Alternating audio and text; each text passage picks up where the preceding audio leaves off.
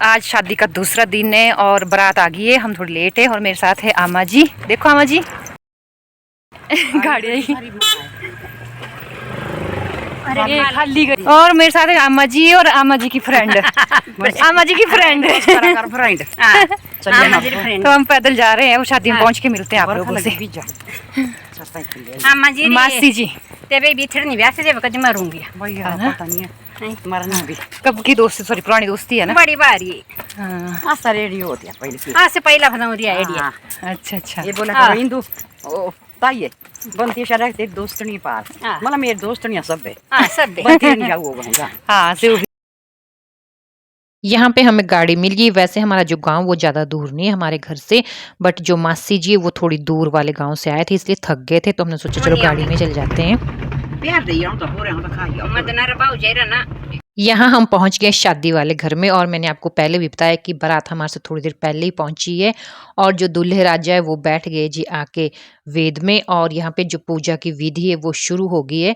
तो मैं कोशिश करूँगी जिस चीज़ की मुझे नॉलेज है वो सब मैं आपको बताऊँ, अपने रीति रिवाज और अपने गाँव की पूरी शादी। वैसे तो मुझे भी ज़्यादा नॉलेज नहीं है पर फिर भी मैं कोशिश करूँगी अपने गाँव की शादी, अपने गाँव के रीति रिवाज इस वीडियो के माध्यम से आप लोगों को बताऊँ। बस आप लोग वीडियो के एंड तक मेरे साथ बने रहिएगा।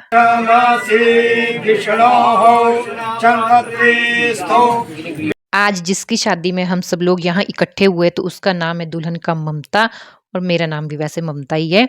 तो यहाँ पे एक साइड बैठे हुए दूल्हा और दूसरी साइड बैठे हुए ममता यानी दुल्हन के मासी मासड़। मासी मासड़ इसलिए बैठे क्योंकि जो ममता का कन्यादान है तो वो यही कर रहे हैं, इसलिए सारी जो पूजा की विधि है वो इन्हीं के हाथों से हो रही है।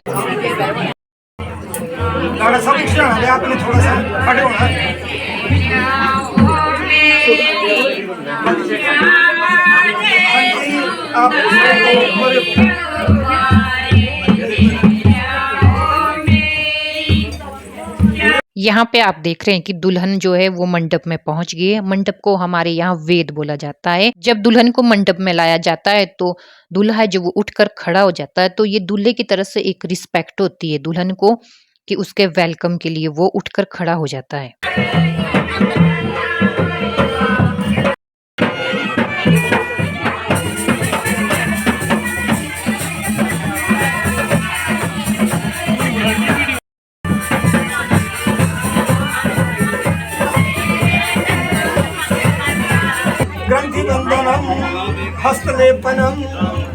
मंडप पे आते ही दूल्हा दुल्हन से पूजन कराने के बाद सबसे पहले दूल्हा और दुल्हन के कमर पे एक पीले रंग का दुपट्टा बंधा होता है जिसे हम पटका कहते हैं।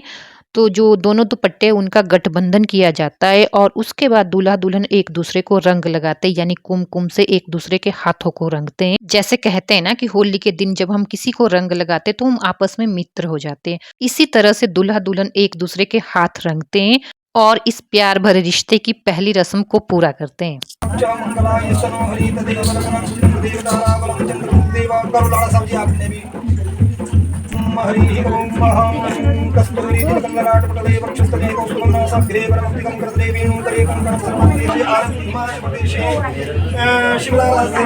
दूल्हा दुल्हन से ग्रंथि दान करवाने के बाद अब कन्यादान की रस्म शुरू हो गई है। इस रस्म में दुल्हन के जो माता पिता होते हैं वो अपनी कन्या का हाथ दूल्हे के हाथों में देते हैं और ऊपर से जल प्रभावित करते हैं और उनसे कुछ वचन लेते हैं अपनी बेटी के सुख सुविधा को लेके। और जो दूल्हे राजा होते हैं वो अपना एक हाथ कन्या के हाथ के नीचे रखते हैं और दूल्हे का जो दूसरा हाथ होता है वो धरती माता के ऊपर रखा होता है। तो धरती माता को साक्षी मान के इन वचनों को पूरा करने का वादा करते हैं लड़की के माँ बाप से।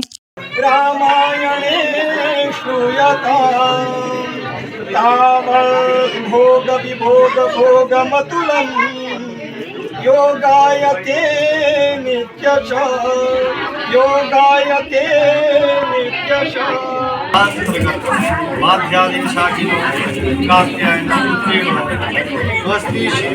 दाता आप लोग प्रार्थना करेंगे लक्ष्मी और नारायण जी से। कन्याम कनक संपन्नाम कनकाभरणे दास्यामि विष्णवे तुभ्यं ब्रह्मलोकाधिपतिशया।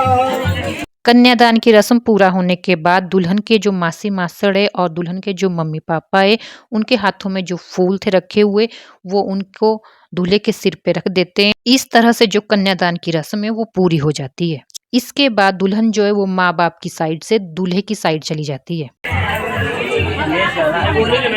आशा के बुखार नहीं देता था, ऐसे वॉल्यूम कंट्रोल कर सके।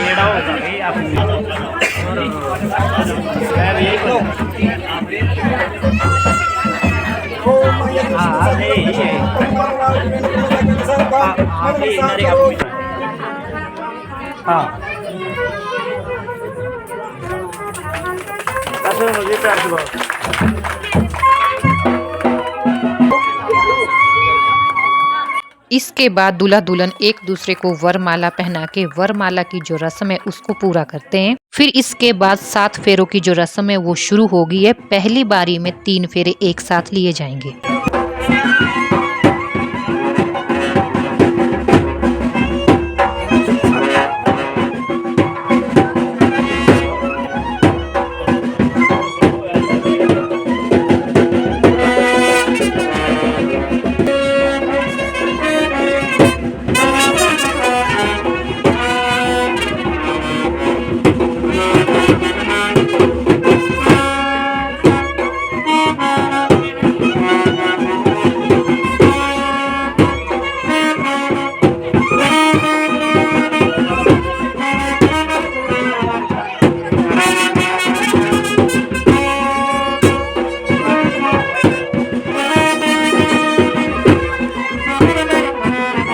जिस टाइम मेरी शादी हुई थी ना, मतलब उस टाइम किसी की भी शादी होती थी ना तो लड़की को पहले ही समझाया जाता था। घर की जो बड़ी औरतें होती थी वो पहले ही समझा देती थी कि लगन में जब तुमने फेरे लेने हैं तो अपना पाँव नहीं उठाना है, पाँव को ऐसे नीचे रगड़ते हुए आगे बढ़ाना है।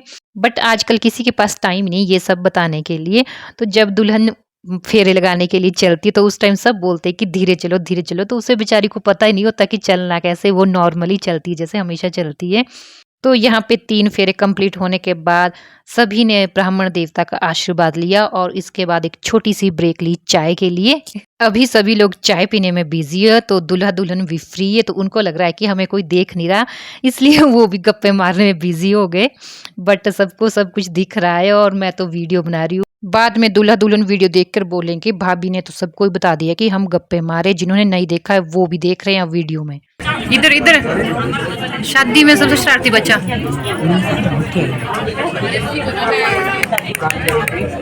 ले ले चीज टॉफी लो। बैलून किसका है? ये वाला बैलून किसका है? ये वाला बैलून किसका है? इधर क्या नाम है इसका? तेजस्वी तेजस्वी।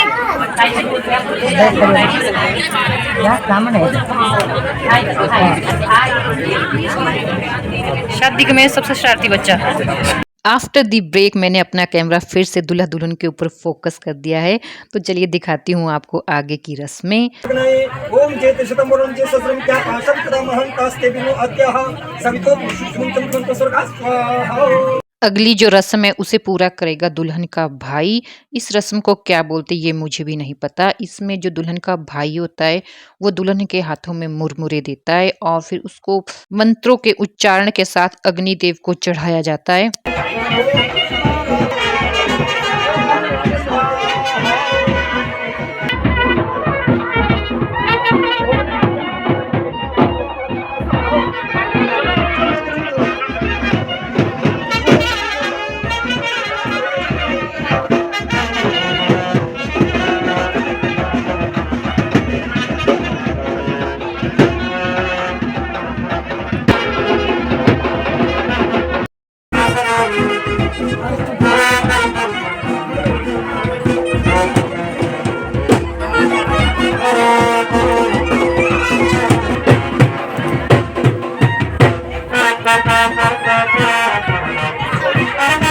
छठे फेरे के बाद भाई बहन मिलकर जितने भी मुरमुरे बच्चे होते हैं उनको एक साथ अग्नि में चढ़ा देते हैं।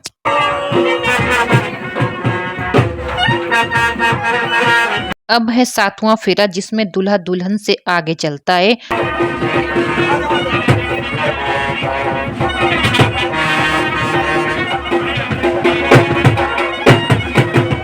सातवें फेरे में जब दूल्हा दुल्हन से आगे चला होता है और उसको लगता है कि अब विवाह संपन्न होने वाला है, तो दुल्हन की जो बहन होती है वो बीच में अड़चन डाल देती है। हमारे यहाँ एक रस्म है जिसमें दुल्हन की जो बहन है वो दूल्हे के पाँव का अंगूठा पकड़ लेती है और डिमांड करती है कि मुझे ये गिफ्ट या इतने पैसे चाहिए तो ही मैं आपको आगे जाने दूंगी।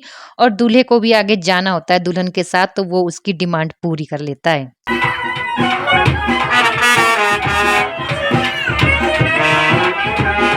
इसके बाद अगली रस्म है कदम से कदम मिला के चलना और अपने रिश्ते पे अटल रहना। यहाँ पे दूल्हा दुल्हन एक दूसरे के साथ कदम से कदम मिला के चलते हैं और सामने एक पत्थर यानी कि शिला रखी होती है, उस पे पांव रख के ये एक दूसरे को वचन देते हैं कि हम आज के बाद एक दूसरे के साथ कदम से कदम मिला के चलेंगे और इस पत्थर शिला की तरह हर सुख दुख में एक दूसरे के साथ खड़े रहेंगे, चाहे स्थिति कैसी भी हो। सप्तपदा भव त्वां मासां मम अनुकृता भव विष्णुस्त्वां नयतु।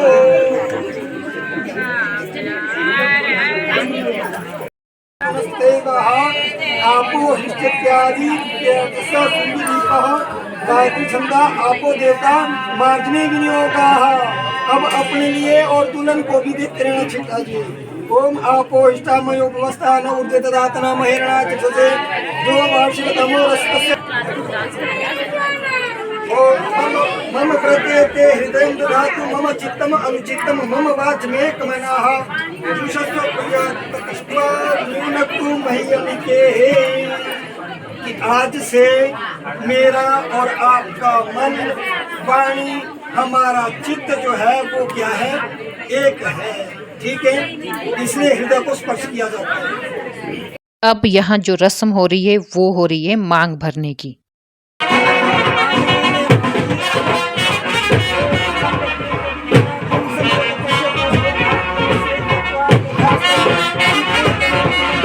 दूल्हा दुल्हन की मंडप में जो रस्में होती है वो सभी पूरी हो गई है और अब जो रस्म है वो है दूल्हे का सेहरा उठाने की। तो दूल्हे की जो सास होती है वो दूल्हे का सेहरा उठाती है। यहाँ पे दुल्हन की मम्मी और मासी दोनों दूल्हे का सेहरा उठा रहे हैं।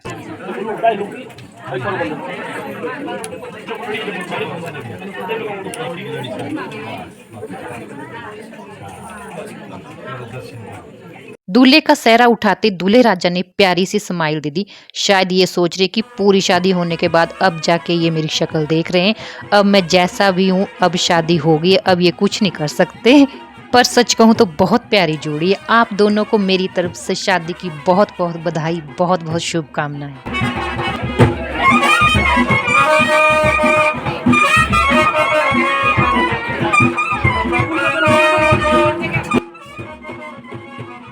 यहाँ पे लास्ट में एक और रस्म जो रह गई थी वो है कान पकड़ने की। जो साली होती है अपने जीजा जी का कान पकड़ती है और यहाँ पे भी वो गिफ्ट या पैसों की डिमांड करती है। तो यहाँ पे थोड़ी सी मस्ती चल रही है और दूल्हे राजा है वो दुल्हन से पूछ रहे हैं कि क्या आप करूँ, कितने पैसे दूँ। तो देख लो अभी से दूल्हा दुल्हन से पूछना शुरू कर दिया इन्होंने। तो फिर बाद में इन्होंने जो भी साली की डिमांड थी वो पूरी कर दी और फिर साली भी खुश, दुल्हन भी खुश। यहाँ पे मेरी देवरानी इंदु भी पहुंच गई, जिसको मैं पिछले व्लॉग में बहुत ज़्यादा याद कर रही थी। तो ये अभी अभी अर्की से पहुंची है। अब तकरीबन शादी खत्म होने वाली, चलो विदाई हम सब देख लेंगे इकट्ठे। एक रस्म और रह गई थी जो हमारे यहाँ पे कुछ जगहों पे होती है और कुछ जगह पे नहीं। यहाँ पे दूल्हे की दूसरी साली आ गई है। तो उन्होंने क्या किया कि दूल्हे की एक आंख में काजल लगा दिया और दूसरी आंख में काजल लगाने के लिए वो वही डिमांड कर रही है गिफ्ट या पैसों की। बट यहाँ इनकी जो सालियाँ हैं वो बहुत ज़्यादा शरीफ है, इसलिए जो भी दूल्हे राजा दे रहे हैं वो चुपचाप आराम से ले रही है। इसी के साथ मंडप की जो सारी रीति रिवाज और रस्में थी वो पूरी हो गई है। तो अब सबके लिए है वंस अगेन ब्रेक टाइम। तो शादी में दूल्हा दुल्हन फ्री हो गए थे और वो चले गए थे घर के अंदर और फिर उसके बाद मैं और इंदु भी फ्री हो गए। फिर आगे हम यहाँ पे दीदी जी बोलो चाहे चाची बोलो मेरे को दीदी बोलती है, वैसे चाची जी है। और फिर उसके बाद यहाँ पे ये मिलके मेरी कजन है, उनके साथ मासी जी, इंदु तो मेरे साथ ही थी। दादी जी, दादी सास में हमारे नहीं आई हूँ दूरी नहीं अच्छा रहा सियाणी ना एड़े सियाणे नहीं यो नए जमाने सियाणे एड़े नहीं है। मैं कैसे बोलती हमारी बहू एड़ी और हमारी बहू तेड़ी है ना, ठीक है ना। दादी रो तू हाँ जी वक्त पे आई है ना। आई अम्मी बेटा ये तो अपनी जनी है ये सब बस एक यादगार है, जब भी कभी देखो तो कल फनो देख सको उसे ना। अच्छा तो एक यादगार होती है। वीडियो बनाने का मेन मकसद देखिए हमारे पास सब कुछ हमारा याद रहता है, क्योंकि कल का कोई पता नहीं कब कैसा टाइम आ जाए। तो ये यादगार होते हैं ब्लॉग जो भी है। याद रह जाओ इतने बहुत अच्छी लगती है। देखते हो, थैंक यू। लाइट लाइट रखा है। Thank you. चलो करो अपनी गेम स्टार्ट। Game start. नहीं सुनना।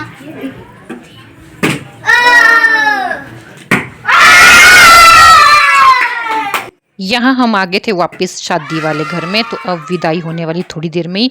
तो हम बाहर आंगन में बैठे थे, तो अंदर से बहुत जोर जोर से आवाज़ें आ रही थी। मैंने सोचा चलो मैं देख के आती हूँ क्या है। तो अंदर आके देखा मैंने ये छोटे छोटे बच्चे जो बहुत अच्छी गेम खेल रहे थे। गुड।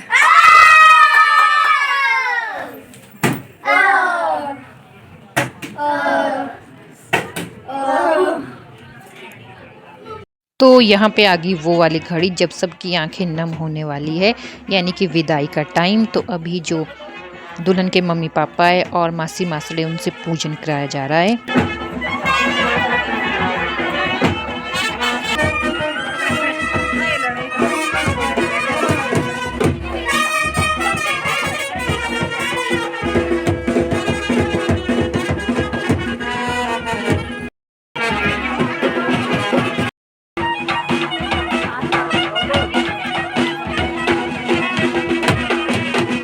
हमारे यहाँ विदाई के टाइम में दुल्हन के जितने भी परिवार वाले होते हैं, उसके चाचा चाची भैया भाभी मम्मी पापा सब, वो जो वेद बनी होती है यानी कि जो मंडप बना तो उसकी 7 बारी फेरी लेते हैं और दूल्हा दुल्हन के पाँव छूते हैं।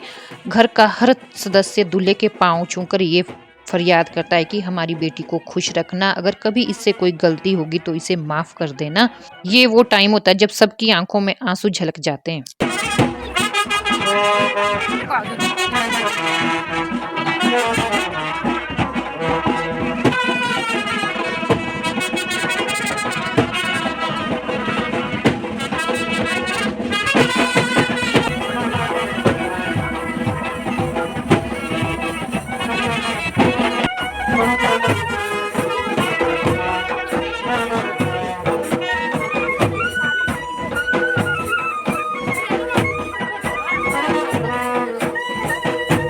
लास्ट में दुल्हन अपने हाथों में मुरमुरे भर के अपने परिवार की तरफ फेंकती है।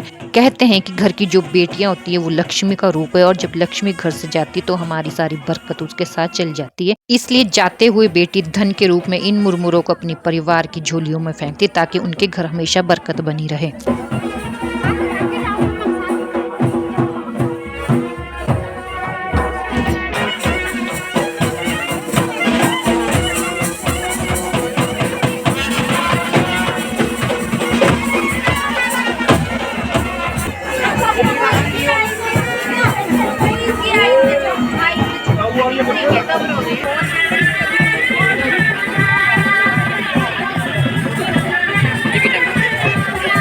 यहाँ पे अपनी बेटी को विदा करती हुई माँ, इस टाइम मेरे पास शब्द नहीं कि मैं क्या बोलूँ। बस यही प्रार्थना करती हूँ कि ममता को ससुराल में हर खुशी मिले। तो इस व्लॉग का एंड करती हूँ मैं यहीं पे। आई होप आप सबको ये व्लॉग पसंद आएगा। ये भी सब भी मेरे सब्सक्राइबर देखते हैं वीडियो। ये मेरे चाची सासू है, बनानी चाहिए वीडियो है ना, देखते हो हिमाचली कल्चर दिखाना। और नहीं देखो भी तुझसे वीडियो मेरी, पक्का ना? हाँ चलो करो। तो इस ब्लॉग का एंड यहीं करती हूँ मैं, इनकी बाय बाय के साथ। करो टाटा सब जने, टाटा।